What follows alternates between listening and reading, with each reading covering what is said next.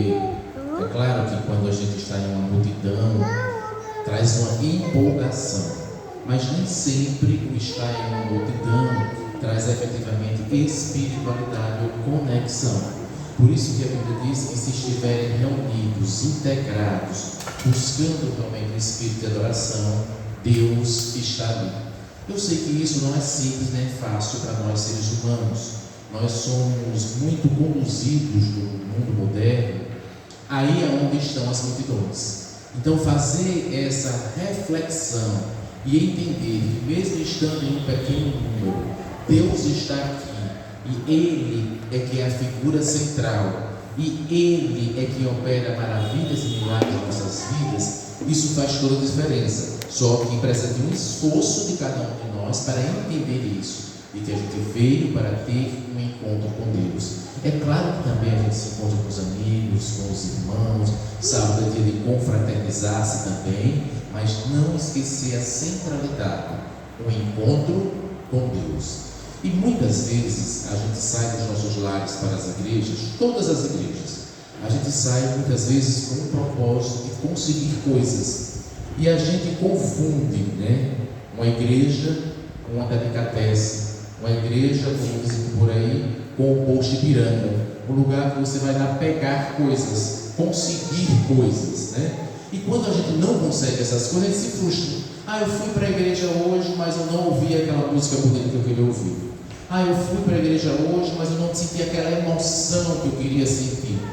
O sermão não foi aquele tão legal, ou a bênção material não foi aquela que eu queria. Muita gente vai para as igrejas e as igrejas lotam em busca de bênçãos materiais. Então é o culto para receber tal bênção, é o culto do casamento, é o culto do dinheiro, é o culto do emprego. Deus é Deus e Ele quer operar um milagre em nossa vida como um todo. Então não é só aqui também, nesse culto coletivo, mas é no nosso dia a dia, nas nossas reflexões, na nossa aproximação com Deus, que os milagres vão acontecer.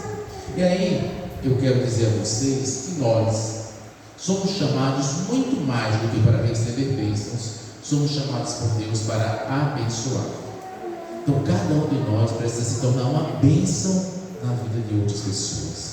E nós somos chamados para ser uma bênção dentro de casa, ser uma bênção para os nossos vizinhos, para os nossos colegas de trabalho, ser uma bênção dentro da igreja também, ser uma bênção para a comunidade.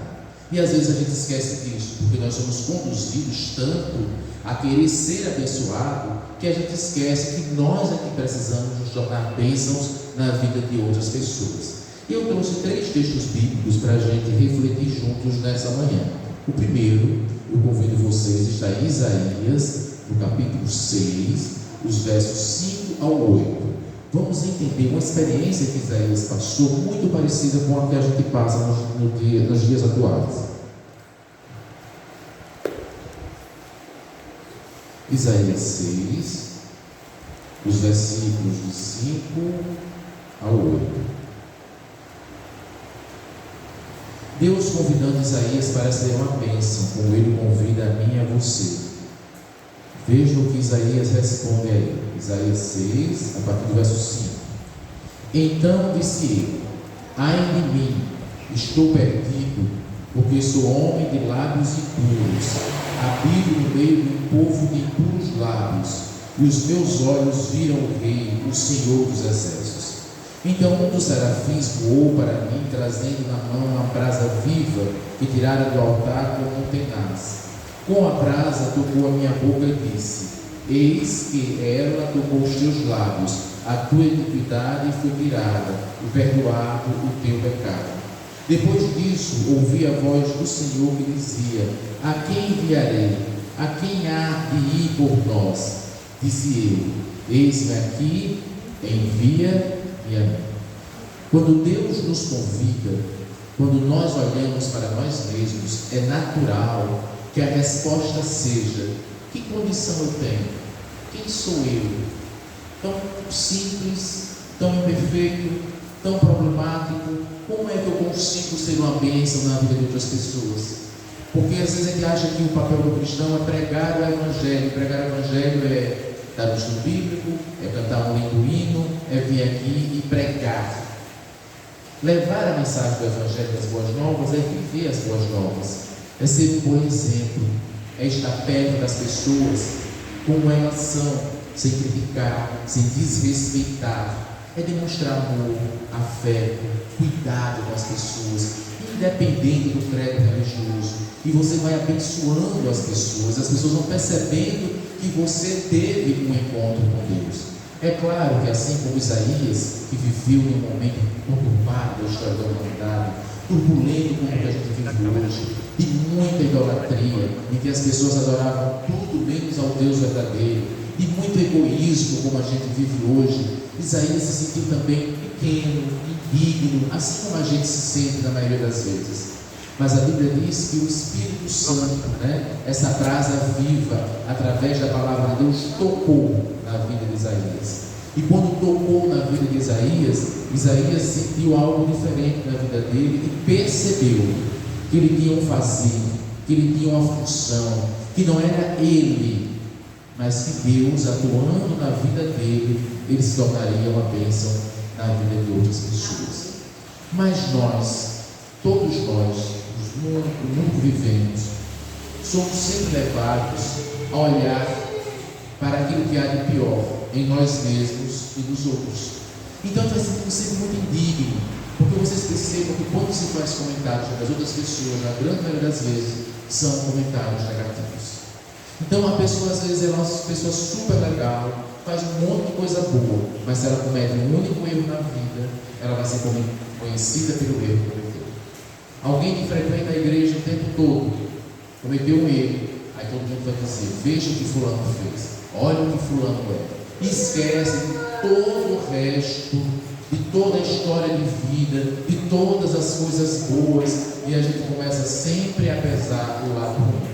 Isso é dentro da igreja, isso é na família, isso é na escola. Quantos bons alunos sempre tiraram nota boa, fez uma bagunça, fez uma peraltice, tirou um zero, aí todo mundo dá mais ênfase, dá mais foco naquele defeito, naquele momento ruim, do que em todas as coisas boas que as pessoas fizeram. Por isso a gente fica sempre com esse sentimento de indignidade, de pequenez, de que eu não consigo, e a gente fica tão centrado em nós mesmos, que começa também a olhar tanto para os nossos defeitos, que a gente não consegue se perceber que é possível ser uma bênção e abençoar a vida de outras pessoas. E eu quero ler com vocês um texto bíblico que vai falar da história de uma das personagens bíblicos, que talvez seja a personagem que, durante toda a história da humanidade, não só no momento que ela viveu, mas até os nossos dias, é a personagem que é taxada sempre como aquela com maior defeito. As pessoas se curaram, se apegaram tanto ao defeito dela, que esquece que a história dela também é uma história de vitória e de bênçãos. E aí eu quero convidá-los e convidá-las a abrir as Bíblias no livro de Lucas. Lucas, no capítulo 8, nos versos de 1 ao 3.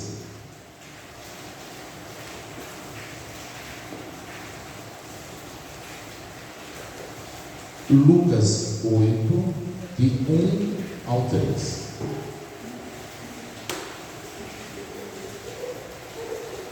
Encontraram? Então vamos lá.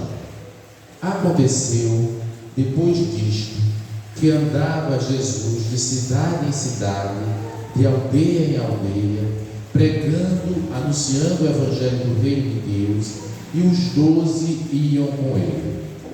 E também algumas mulheres que haviam sido curadas de espíritos malignos e de enfermidades. Vejam o que Lucas diz: Maria, chamada Madalena, da qual saíram 7 demônios, e Joana, mulher de Cusa, procurador de Herodes, Santana e muitas outras, as quais lhe prestavam assistência com seus bens. O que é que eu quero dar destaque? Lucas está contando das pessoas que seguiam a Jesus, que acompanhavam, que estavam fazendo a pregação do Evangelho, mas quando chega em Maria, ele dá um destaque especial, e um destaque para algo ruim. Será que Lucas só quer falar do defeito de Maria? Aí ele diz: olha, Maria, da qual saíram 7 demônios. Tinha necessidade de dizer que saíram 7 demônios? Será que Lucas fez igual a gente? Quando fala de alguém, diz aquele, o filho do ladrão, aquela mulher que separou do marido, você sabe quem é? Aquela que botou galha, né? Será que foi isso que Lucas quis dizer? Não. Nesse texto, Lucas enfatiza que de Maria saíram 7 demônios, para deixar registrado na história da humanidade que essa mulher, assim como todos os seres humanos, por piores que sejamos, por maiores que sejam os nossos defeitos, ainda que a nossa vida tenha sido conduzida e dominada pelas forças do mal, Deus opera milagres de transformação. Ele disse: Maria estava ali acompanhando Jesus. Maria faz parte desse grupo que começou a evangelizar. Apesar de tudo que ela viveu no passado, ela é uma pessoa transformada e ela se torna uma grande missionária. E Maria, essa mulher que até hoje, quando se fala de Maria Madalena, todo mundo continua dizendo a prostituta. Maria Madalena não é a prostituta. Maria Madalena é a filha de Deus, uma mulher de bênção e uma cristã que trouxe grandes exemplos para nós. Primeiro exemplo que eu quero lembrar a vocês, que todo cristão precisa ter, assim como Maria Madalena, uma experiência pessoal com Deus. Maria Madalena não era aquela que ouviu falar de Jesus. Vocês lembram quando Jesus visitou a casa deles? Porque Jesus se tornou amigo da família de Maria, de Marta, de Lázaro. E quando Jesus chegou na casa dele, como ele chega em nossas casas todos os dias, como ele chega aqui na igreja, e muitas vezes a gente fica preocupado com os detalhes, com a aparência, com a roupa que a gente vai vestir, com a organização. Não que essas coisas não sejam necessárias, mas às vezes isso nos sufoca a tal ponto que a gente esquece o principal, que é estar com Deus. Maria, e o texto bíblico revela que ela sentava aos pés de Jesus. Ela sentava aos pés de Jesus para conversar com ele. Ela entendeu que a parte mais importante da vida e da existência humana é ouvir a voz de Deus, é estar com Ele, é se relacionar com Ele, porque todas as coisas o serão acrescentadas. Os irmãos dela, na mesma casa, não conseguiam compreender isso, apesar de também serem amigos de Jesus. Maria traz um exemplo para a humanidade, que a coisa mais importante é ter uma experiência pessoal com Deus. Experiência pessoal com Deus não pode ser só um discurso, tem que ser uma prática. E que igreja nenhuma consegue incutir, impor a nenhum de nós essa experiência. Experiência pessoal com Deus, nem o marido, nem a mulher impõe ao outro, nem o pai impõe ao filho. A gente é um exemplo, a gente se torna uma bênção, mas o outro escolhe ou não essa experiência, né? E essa experiência ela passa sim pela leitura diária da Bíblia, ela passa pelos momentos de oração, ela passa por essa convivência com a natureza e conseguir absorver na natureza as coisas boas, mas é principalmente essa experiência pessoal com Deus leva a gente a aprender, entender todos os dias que somos abençoados e que somos bênçãos. A gente murmura menos, a gente reclama menos, a gente vê menos o defeito dos outros, a gente deixa de ver a vida de uma forma tão pesada, apesar das dificuldades. Não é que a gente não tem dificuldade, a gente tem dificuldade porque está em um mundo complicado, em um mundo de pecado, difícil, de dores. Essa semana a gente ouviu tantas notícias terríveis na televisão, na rede social. As redes sociais vêm de um jeito que não tem mais como a gente fugir dela, mas ele vem de um jeito adoecedor para todos nós. A gente fica emocionalmente abalado. Por isso que é tanta doença que a gente tem vivido no âmbito emocional, por isso que as pessoas estão cada vez mais frágeis, né, nas questões emocionais, porque é muita sobrecarga de notícia e de informação ruim que a gente se deixa levar, né? Então, vocês viram uma coisa que foi chocante essa semana, de um pai queimar 2 filhas, né, de gravar que estava queimando para causar sofrimento nos avós e na esposa. Então, é algo que a gente fica dilacerado. E ele diz: para onde a gente vai? Mas quando a gente tem diálogo direto com Deus, quando a gente busca essa comunicação todos os dias, a gente entende que esse mundo é passageiro, que essas dores e esses sofrimentos, essa maldade vão acabar já, e que nós temos um papel fundamental para não se implicar ao ponto de sofrer tanto e não conseguir espalhar amor. Então nosso papel vai ser sempre espalhar amor, ainda que no nosso entorno só tenha maldade. ainda que as pessoas nos façam muito mal, a gente continua com o propósito de vida de abençoar os outros. Maria Madalena, mesmo sendo rechaçada, mesmo sendo uma mulher que foi quase apedrejada em público, a cidade toda se reuniu para apedrejar, ninguém gostava dela, mas ela não levou a vida como uma vida de amargura. Depois que ela se encontrou com Jesus, ela entendia que a vida dela era uma vida de bênção. Então ela era uma mulher de experiência com Deus. Além de ter experiência, ela demonstra para a gente, como cristão, compromisso. O cristão tem que aprender a ter compromisso com a coisa santa. Maria juntou o dinheiro que tinha ganhado talvez durante toda a vida. Os teólogos dizem que o vaso de alabastro que ela derramou aos pés de Jesus era equivalente a 1 ano de salário. Ou seja, Maria demonstra que não tinha mais apego às coisas materiais, como nós temos. Então o importante agora não era juntar o dinheiro, comprar a casa, ter um carro bom, ter a roupa da moda, mas era demonstrar a Deus toda a fé, toda a crença, toda a disposição de servir. Todos que estavam naquela mesa, a grande maioria eram autoridades e ricos, e todos criticaram quando ela derrama um vaso de alabastro, o perfume mais caro do mundo.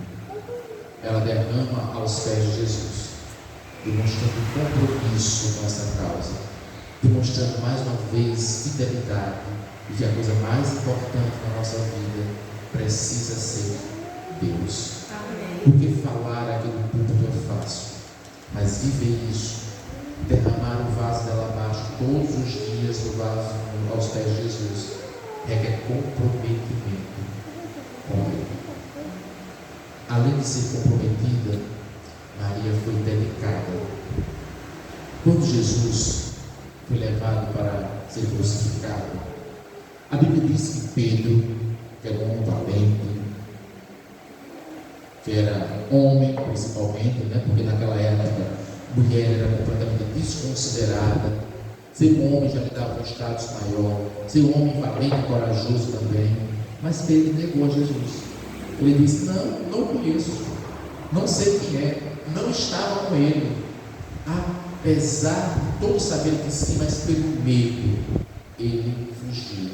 Ele e todos os outros. Mas Maria, ela acompanhou passo a passo da crucifixão de Jesus. Ela esteve ali ao lado dele, mesmo sem poder fazer mais nada humanamente sendo pensado aos olhos humanos. Mas ela não abandonou o amigo, ela demonstrou dedicação.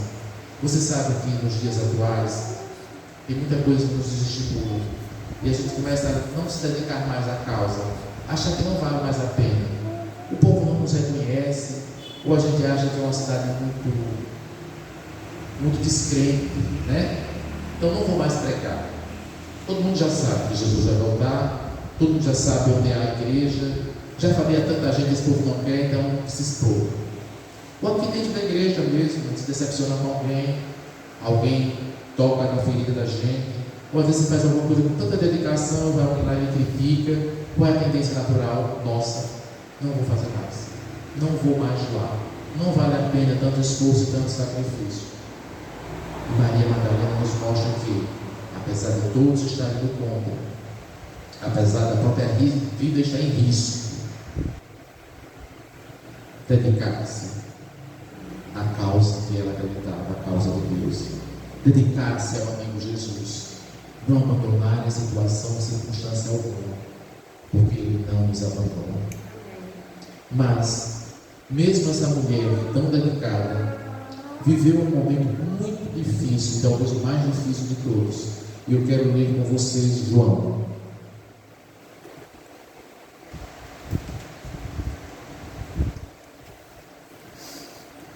João 20:15.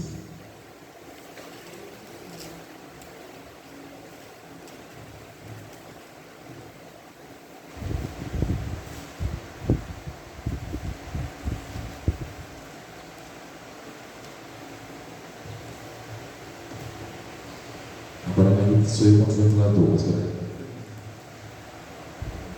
Cheguei. João capítulo 20, versículo 15. Um texto também muito conhecido. Lembram que Maria acompanhou Jesus, viu morrer, tiraram da cruz, envolveram naquele pano, sepultaram no finalzinho da tarde da sexta-feira, mas ao sábado todos foram descansar porque era o mandamento. Então todos voltaram para casa ao sábado. Maria, mãe de Jesus, Maria Madalena, os discípulos, os amigos. Jesus ficou no túmulo sozinho, também descansando, segundo o mandamento. Mas quando começa o primeiro dia da semana, o domingo, Maria é a primeira a voltar. Vocês perceberam isso? Não foi Maria, mãe de Jesus. Tem que dizer, mas é a mãe, né? A mãe ali desesperada, não foi Maria Madalena. A Bíblia registra que foi ela. Ela tinha tanta dedicação, tanta entrega, que ela foi lá ver como estavam as coisas no túmulo. Ela foi a primeira.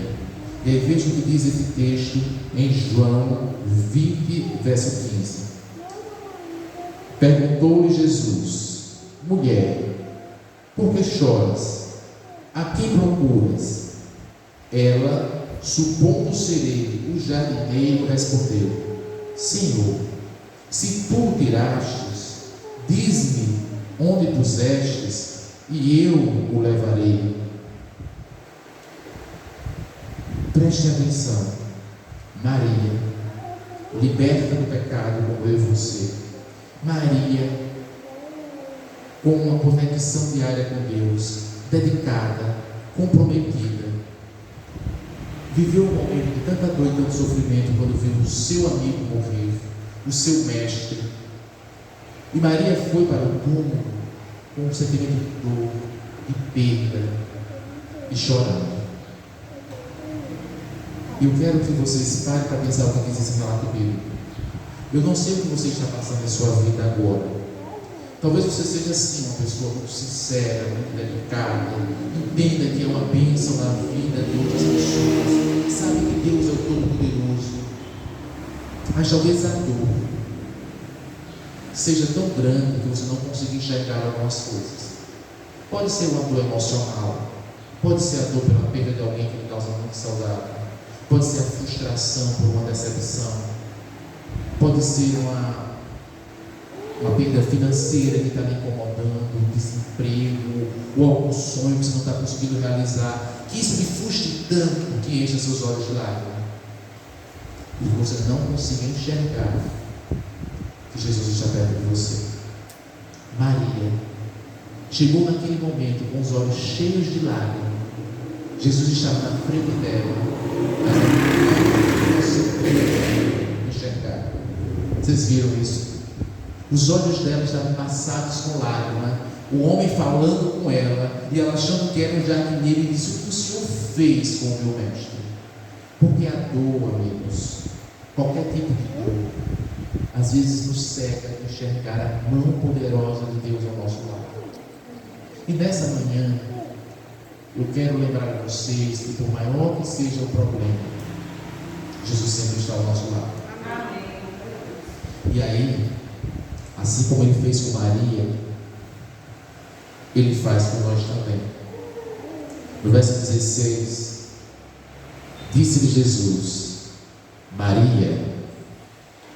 Ela, voltando-se, lhe disse em hebraico: Raboni, que quer dizer mestre. Ela não enxergou, mas ela reconheceu a voz de Jesus quando chamou pelo nome.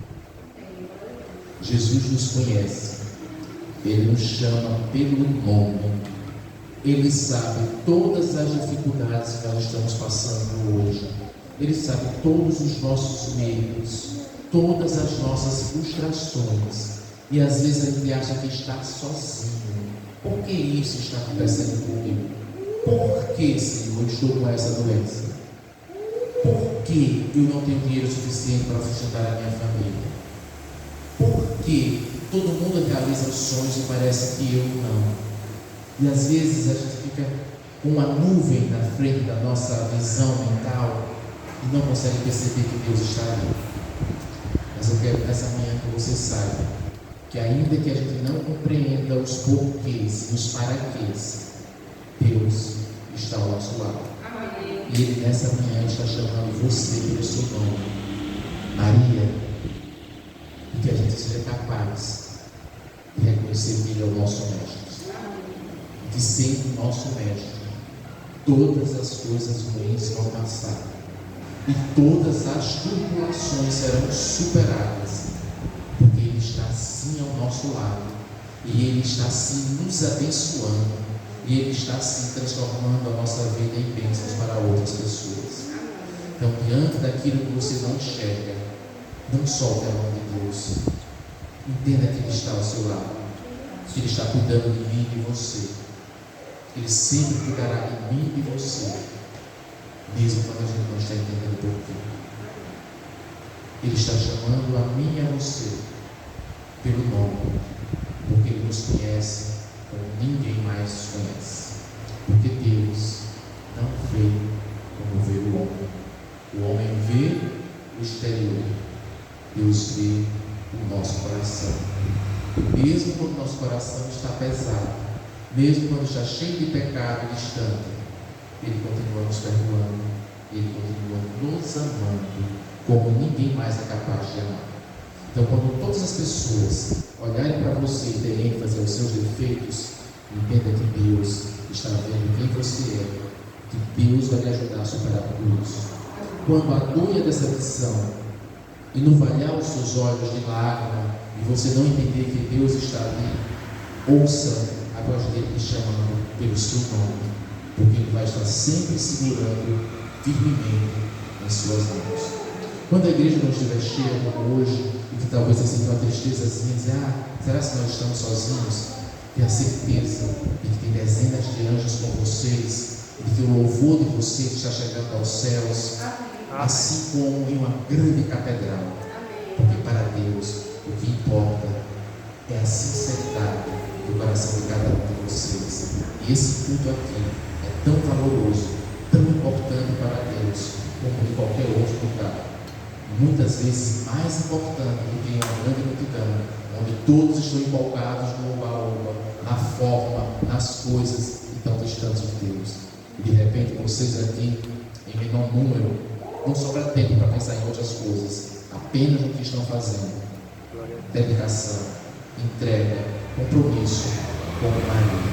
Que Deus abençoe a vida de vocês, que os olhos de vocês jamais se fechem, os olhos físicos e os olhos mentais, a percepção de vocês jamais se feche e jamais deixe de entender que Deus cuida de cada um de vocês, que Ele não nos abandona em momento ou circunstância alguma.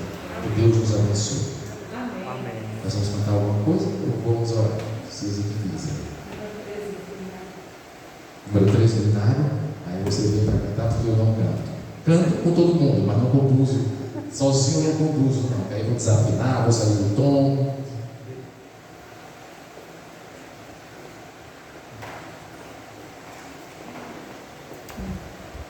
Então vamos cantar o número 13 do Inário.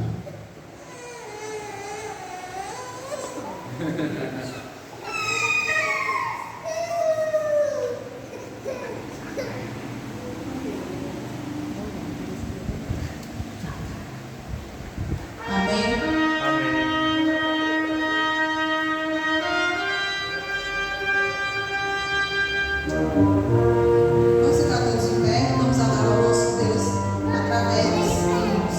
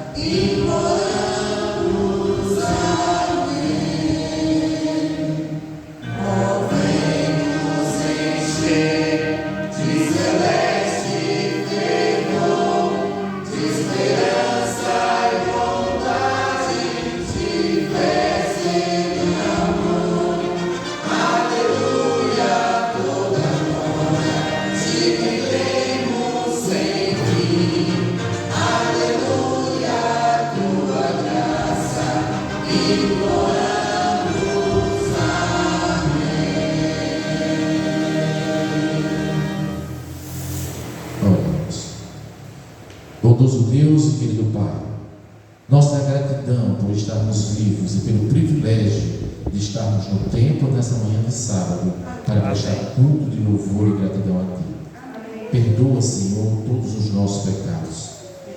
Abençoa as nossas vidas e que sejamos bênçãos na vida de outras pessoas.